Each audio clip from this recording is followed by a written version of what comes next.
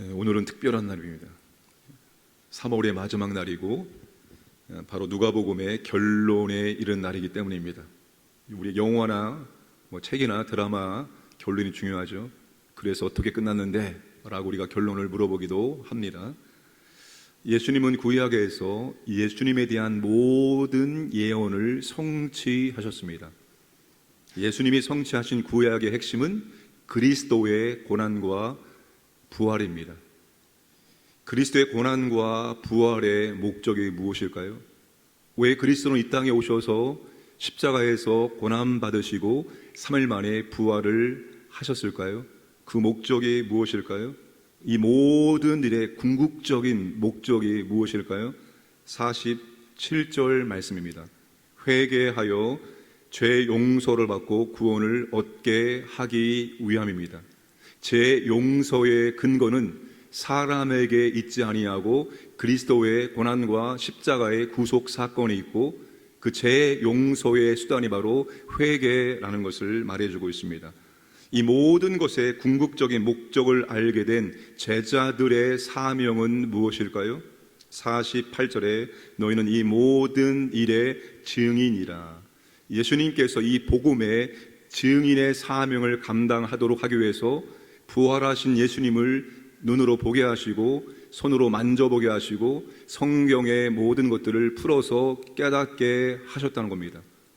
예수님께서 이 제자들에게 이 증인의 사명을 예루살렘으로부터 시작해서 모든 족속에게 전파하도록 하신다는 것입니다. 제자들은 증인의 삶을 살아야 하고 이게 제자들의 사명입니다. 자, 그러면 오늘 교회와 성도들의 사명은 무엇일까요? 아마 교회마다 성도마다 하나님이 주신 사명이 있을 것입니다.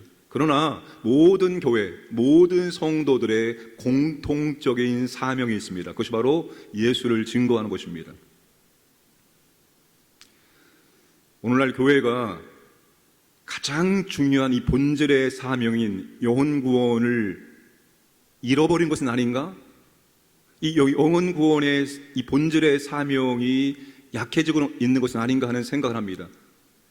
교회들마다 여러 가지 많은 사업들을 합니다. 구제 사업을 할 수도 있고, 하여튼 어떤 것을 만들어서라도 우리가 섬김의 사역들을 감당할 수 있습니다. 사회 봉사 할 수 있습니다. 여러 가지 많은 것들을 감당해 낼 수 있습니다. 그런데 여러분, 이 세상에 많은 조직과 많은 기관들이 있습니다. 그런데 그런 많은 조직과 기관들이 할 수 없는 유일한 한 가지가 있습니다. 그리고 오직 교회만이 할 수 있는 유일한 한 가지가 있습니다. 그것은 바로 영혼 구원입니다. 하나님이 영혼을 구원하는 일은 세상의 어떠한 단체, 조직, 기관에 맡긴 일이 없습니다. 이 영혼 구원은 오직 교회만이 감당할 수 있는 교회의 본질이고 교회의 유일한 사역이 바로 영혼을 구원하는 것입니다. 영혼 구원의 비밀은 하나님께서 교회와 성도들에게만 맡겨주신 유일한 사명입니다. 우리는 교회의 이 존재 목적이 약해지거나 상실되어서는 안 됩니다. 야, 저 교회는 성경 공부가 끝내주는 교회래. 저 교회는 목사님 설교가 아주 끝내주는 교회래. 저 교회는 친교가 얼마나 좋은지, 저 교회는 교회 학교 프로그램이 너무나 좋대. 그런데 영혼 구원에 대한 관심이 없고 영혼 구원은 잘 이루어지지 않는 교회래. 만약에 이런 교회가 있다면 그 교회는 어떤 교회입니까? 다른 모든 것들은 너무나 잘 되어 있습니다. 다른 모든 것들은 너무나 잘 됩니다. 근데 영혼 구원은 잘 이루어지지 않습니다. 여러분, 영혼 구원이 뭡니까? 예수를 알지 못하는 사람을 예수님을 믿을 수 있도록 하는 게 영혼 구원입니다. 믿는 신자가 다시 오는 게 아니라 예수를 모르는 사람, 구원받지 못한 사람을 예수님을 믿게 해서 구원받게 하는 게 바로 영혼 구원입니다. 어떤 교회가 다른 모든 것은 너무나 잘 되어 있고 너무나 잘 감당하고 있는데 영혼 구원은 이루어지고 있지 않다. 그러면 그 교회는 과연 교회라는 이름을 사용해야 할까요? 교회의 본질의 사명을 감당하지 못하는 교회를 우리는 과연 교회라는 명칭을 쓸 수 있을까 고민해 보아야 한다는 것입니다. 미국에는 세탁소가 열쇠를 파는 일도 함께 한다고 합니다. 한국인 세탁소로 말합니다. 그런데 그 세탁소가 열쇠를 너무나 잘 판다는 소문이 들어서 세탁보다도 열쇠 팔아 오는 사람이 더 많다. 그러면 그 세탁소의 간판을 세탁소라고 달아야 됩니까? 열쇠 가게라고 달아야 됩니까? 본질에 대한 본질을 잘 감당하고 있느냐, 본질이 아닌 비본질, 다른 것들을 더 잘 감당하고 있느냐, 우리가 고민해 보아야 될 중요한 문제입니다. 오늘 우리는 영혼구원이 과거에 비해서 어려운 시대를 살고 있는 것은 사실입니다. 그렇다고 해서 영혼구원이 전혀 이루어질 수 없는 시대에 살고 있는 것도 아닙니다. 아마 영혼구원의 방법을 조금 오늘 우리 시대에 맞게끔 달리해야 할 것입니다. 오늘 우리 시대는 많은 사람을 오게 해서 믿게 하는 방법이 아니라 한 영혼에 집중해야 되는 시대입니다. 한 영혼에 집중하고 그 한 영혼의 필요가 무엇인지를 보고 그 한 영혼을 위해서 기도해주고 그 한 영혼의 필요를 섬겨주는 방법, 아마 이 방법이 오늘날 한 영혼을 주님께 인도하는 가장 적당한 방법이 아닌가 생각되어집니다. 주님이 기뻐하시는 교회는 영혼구원의 사명을 잘 감당하려고 애쓰는 교회입니다. 그게 주님이 교회에 주신 궁극적인 사명이기 때문입니다. 그 궁극적인 사명을 잘 감당하려고 애쓰는 교회, 애쓰는 성도에게 주님은 은혜를 더하시고 능력을 더하시고 그 궁극적인 사명을 감당할 수 있도록, 더 잘 감당할 수 있도록 필요한 것들을 공급해 주실 것입니다. 우리가 이것을 잊어서는 안 됩니다. 주님의 마지막 유언이 바로 그거였기 때문입니다. 우리는 영혼구원의 이 사명, 교회만이 감당할 수 있는 이 사명, 성도만이 감당할 수 있는 이 사명에 집중하는 삶을 살아가야 합니다. 그러면 나머지는 주님께서 해결해 주시고 채워 주실 줄로 믿으시기 바랍니다. 여러분, 회사에서 중요한 업무를 맡기고 해외에 출장을 보냅니다. 이 프로젝트를 잘 감당하고 오라고 출장을 보내죠. 그러면 회사에서 출장을 보내면 모든 출장비를 누가 다 제공합니까? 회사가 제공하는 겁니다. 묵을 수 있는 호텔, 숙소, 먹을 밥, 모든 경비 다 회사가 제공하는 거예요. 왜요? 이분이 회사의 중요한 업무를 가지고 출장 나갔기 때문입니다. 마찬가지입니다. 우리가 주님이 주신 이 궁극적인 사명, 영혼구원의 사명에 집중할 때 주님은 그 영혼구원의 사명을 잘 감당할 수 있는 모든 것들을 우리에게 허락해 주실 줄로 믿으시기 바랍니다. 그 마태복음 6장 33절 말씀 아니겠습니까? 너희는 먼저 그의 나라와 그 의를 구하라. 그리하면 이 모든 것을 너희에게 더하시리라. 먹을 것, 입을 것, 쓸 것, 너희가 이 땅을 살아가면서 필요한 모든 것들을 내가 더해 주겠다. 내가 책임져 줄 테니 너는 걱정하지 말고 그 본연의 사명에 집중하라는 겁니다. 오늘 우리의 삶도 그리 돼야 될 것입니다. 자, 예수님은 제자들이 증인의 사명을 잘 감당할 수 있도록 한 가지를 약속합니다. 49절입니다. 성령님을 약속해 주십니다. 제자들에게 성령님이 임하셔야 하늘부터 능력을 입게 되어 증인의 사명을 성공적으로 감당할 수가 있다는 겁니다. 예수님께서 지상에서 능력 있게 모든 사역을 감당할 수 있는 이유는 배후에 바로 성령님의 임재와 성령님의 역사하심과 성령님의 능력이 있었기 때문입니다. 세례 받으실 때 성령이 비둘기처럼 예수님께 임하셨습니다.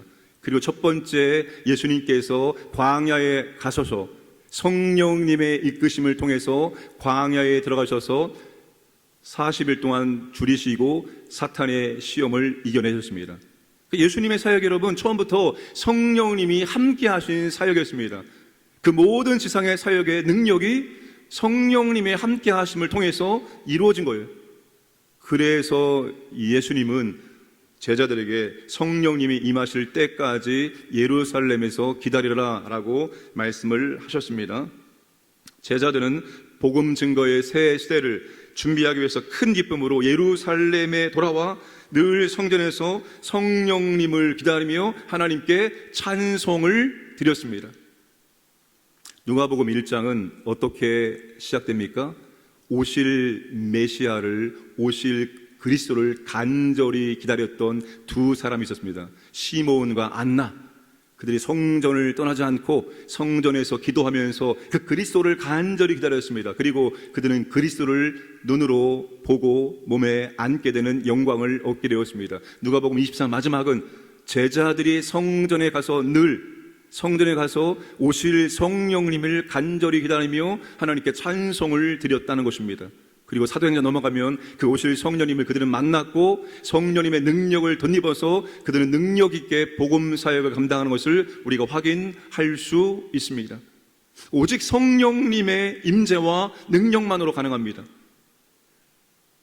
신앙생활은, 그리고 우리가 사명을 감당해내는 것은 오직 성령님의 은혜와 능력입니다. 성령님이 나를 통해서 역사해 주시기를 우리는 간구해야 됩니다. 우리가 예수님을 영접할 때 성령 세례를 받당합니다. 다뇌적 사건. 예수님을 영접할 때 성령님이 우리 가운데 임하신다. 성령 세례. 그리고 반복적인 사건이 뭡니까? 성령 충만. 술 취하지 말라. 이는 방탕한 것이 너희는 성령의 충만함을 구하라. 에베소 5장 18절. 천재 2인칭 명령. 너희는 항상 오늘 성령 충만함을 구하라. 성령님이 너를 온전히 지배할 수 있도록, 성령님이 너를 온전히 통치하여 성령님의 도구로 사용될 수 있도록 성령의 충만함을 구하라고 말씀을 하십니다.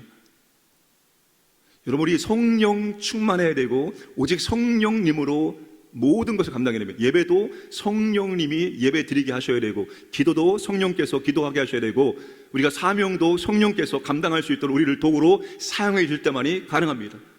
매일 우리가 성령 충만함을 간구해야 됩니다. 성령님이 내 영을 통치할 수 있도록, 내 생각을 통치할 수 있도록, 내 감정을 통치할 수 있도록, 내 의지를 통치할 수 있도록, 내 육체를 통치할 수 있도록, 내 삶을 통치할 수 있도록, 그래서 나를 복음의 도구로 사용하시고 나를 축복의 통로로 사용해 주시기를 우리가 항상 간구해야 합니다. 오늘도 성령 충만하기를, 이미 우리 안에 내주하시는 성령님이 충만하게 역사하셔서 나를 통해서 그 성령님이 나타날 수 있도록 성령 충만함을 구하시고 오늘 하루도 성령님의 통치와 이끄심 가운데 사명을 감당하는 삶을 살아가시기를 주님의 이름으로 축복합니다. 함께 기도하겠습니다. 나라를 위해서, 그리고 전쟁 중에 있는 나라를 위해서 우리 토요일 문답식과 주일 성례식 하나님의 은혜를, 그리스도의 은혜를 허락해 주옵소서. 질병 가운데 있는, 그리고 우리 환우들을 치유해 주시고 서기원하게를 고쳐주시기 원합니다. 그리고 하나님 아버지, 우리가 이 복음의 온전한 사명, 영원권의 사명에 집중하는 삶을 살게 하여 주옵소서. 우리를 써 주옵소서. 함께 시간 기도하겠습니다. 아버지 하나님, 이 나라 가운데 은혜를 베풀어 주옵소서. 아버지 하나님, 이 나라가 하나 되기를 원합니다. 화합되기를 원합니다. 통합하기를 원합니다. 새 정부가 잘 준비하여서 출범하게 하시고, 이제 아버지 여러 가지 많은 문제들을 올바른 정책을 통해서 잘 풀어갈 수 있도록 하늘의 지혜를 주시길 원합니다. 이 나라 경제, 정치, 안보, 교육 모든 것들을 보호하여 주시옵소서. 전쟁 중에 있는 우크라이나와 러시아, 이제 전쟁이 멈추기를 원합니다. 아버지, 전 세계 핍박받는 교회와 성도들이 있습니다. 하나님, 그들을 보호하여 주시고 믿음으로 승리할 수 있도록 인도하여 주옵소서. 아버지는 문답식과 성례식을 준비하고 있습니다. 아버지 하나님, 정말로 문답식 가운데 주님을 영접하는 은혜가 있기를 원하며 성례식을 통해서 주님의 십자가의 은혜와 사랑을 묵상하고 감사할 수 있는 복된 시간 되기 원합니다. 아버지, 질병 중에 있는 성도를 위로하시고 평강 주시고 주님 치료해 주셔서 주님 함께 기도합니다. 주님의 치료의 손길의 능력이 임하기를 원합니다. 우리 서유원하게를 특별히 주님께서 자비와 긍휼을 베풀어 주셔서 하나님 아버지 회복되고 치유되어지고 아버지 하나님 다시 가정으로 돌아갈 수 있도록 은혜를 베풀어 주옵소서. 우리가 아버지 하나님 영혼구원에 초점을 맞추는 삶을 살아갈 수 있도록 우리에게 은혜를 주시옵소서. 몸된 교회가 영혼구원의 사명을 잘 감당할 수 있도록 하나님 아버지 은혜를 주시고 함께하여 주시옵소서. 아버지 하나님, 제자들의 사명은 바로 이 십자가의 고난과 부활을 증거함으로 죄 용서받게 하고 또한 구원을 받게 만드는 것입니다. 이 사명을 잘 감당할 수 있도록 부활하신 주님께서 40일 동안 제자들과 함께 하시고 제자들에게 확실한 부활을 보게 하셨습니다. 하나님 아버지, 오늘 우리 교회와 우리도 이 영혼구원의 사명을 감당해야 합니다. 주여 도와주옵소서. 우리 교회가 우리 자신이 이 영혼구원의 사명의 중심을 가지고 살아갈 수 있도록 은혜를 베풀어 주시옵소서. 몸된 교회와 우리를 통해서 주님의 십자가의 은혜와 사랑이 증거되어지고 많은 영혼들이 주님을 만나고 주님께 돌아올 수 있도록 은혜를 베풀어 주옵소서. 오늘도 아버지 하나님, 우리가 성령 충만한 삶을 살기 원합니다. 성령님이 우리를 온전히 통치하여 주시고 복음의 도구로, 축복의 도구로 우리를 사용하여 주시옵소서. 하나님의 자비와 긍휼과 은혜가 필요한 성도들에게 하나님 아버지 은혜를 베풀어 주옵소서. 특별히 질병 중에 있는 성도를 치유해 주시기 원합니다. 하나님, 간절한 마음으로 주님을 바라고 있사오니 하나님의 자비와 긍휼로 치료하여 주시옵소서. 코로나 중에 어려운 아버지 하나님, 정말로 성도들에게 하나님의 물질의 은혜와 하나님의 도우심의 은혜를 허락하여 주옵소서. 오늘도 하나님의 은혜와 능력을 체험하고 하나님께 감사와 찬송을 드리는 복된 날이 되게 하여 주시옵소서. 모든 성도들의 가정과 또 직장과 생업을 보호하시고 인도하여 주옵소서. 감사하며 예수님의 이름으로 기도드려옵나이다. 아멘.